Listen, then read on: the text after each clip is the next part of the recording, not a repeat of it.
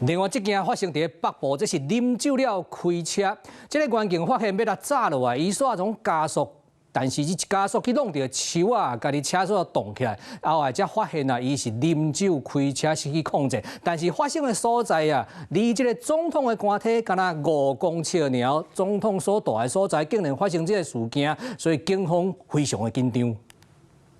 白色休理車停入路中央，拍開車門接受員警的臨檢，駛來佔油門，直接就弄倒員警。無偌久爾，又閣自動陣咧停落來，兩個憲兵趕緊走過看。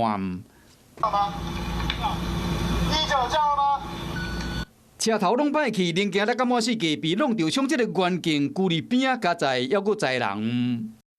當時這名男子就是從重慶南路2段6巷一路逆向出來，在路中遭員警攔查，沒想到他心虛，先是撞倒員警，最後再自撞路樹。不過呢，因為旁邊就是總統官邸，可以看到附近非常多警力戒備。代志發生在昨中晝12點外，台北市中慶南路42歲這個姓劉查甫人，佇巷口正向拒絕臨檢，弄警閣自動，離總統的官舍1號門差不多5公尺爾，險險啊就衝入去。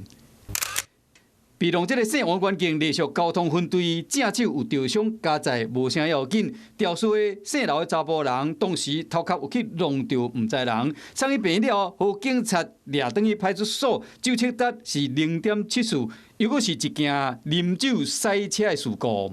為該駕駛未配合攔查，加速駛離自撞人行道樹木後昏迷，